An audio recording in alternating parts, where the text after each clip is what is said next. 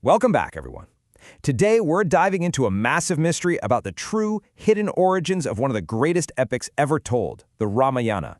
We're going way beyond the battlefields and royal courts here. We're stepping straight into the cosmic realms.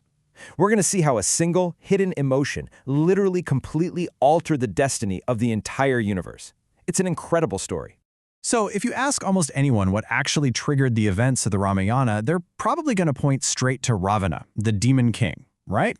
But the source material for today's explainer challenges this universally accepted idea right out of the gate with a really fascinating question. Was Ravana the actual reason? Well, no way. It turns out the real catalyst wasn't Ravana at all. Actually, it was Narada Muni who started the whole shebang. Let's see exactly how this went down. Part 1. The Arrogance of Narada Muni. Every great epic has a starting point, and ours begins with a blinding moment of internal pride. On one side, you have Narada-ji, who had become incredibly arrogant. He deeply, truly believed that he had successfully conquered Kamadeva, the god of desire. He thought he was completely untouchable. But notice the stark contrast on the other side. Lord Vishnu, with his absolute omniscient understanding, instantly recognized what was really going on. He understood that ego had fully taken over his great devotee's mind.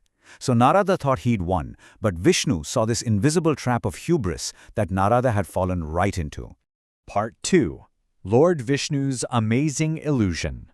Now, when the divine sees ego taking root like that, well, intervention is absolutely necessary. To cure his devotee of this dangerous arrogance and to teach a vital cosmic lesson, Lord Vishnu decides to step in, deploying his unmatched divine power of Maya. Let's break down exactly what this elaborate trap looked like. First, he creates a truly wonderful, completely magical city right out of thin air. Second, within this city, he places a stunningly beautiful princess. And third, he sets up the classic royal scenario, a grand swayamvara where the princess will choose her husband. So, the stage is perfectly set, and an overly confident Narada Muni walks right into the center of this magnificent divine illusion. Part 3. The Heartbreak. Okay, picture the scene. Narada steps forward at the swayamvara.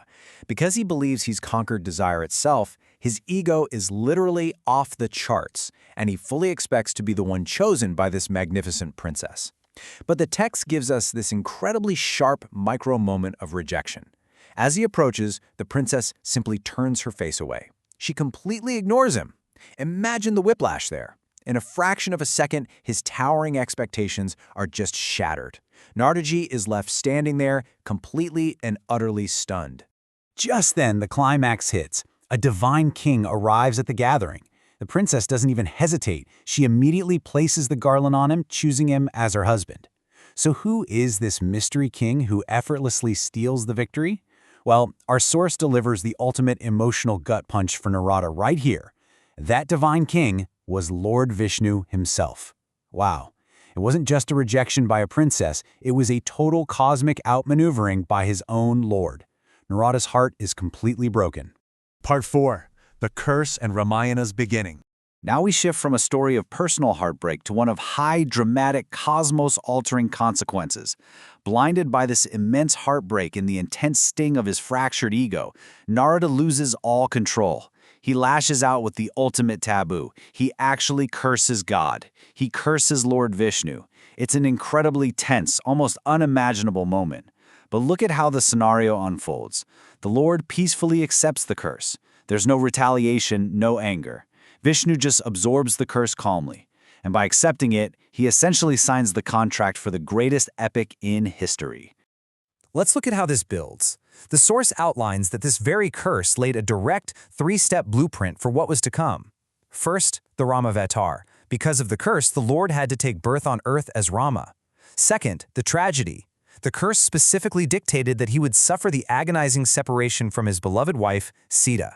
And third, the redemption. It necessitated that he would have to wander and eventually receive help from Hanumanji. The entire structure of the epic was locked in right here. Incredible, right?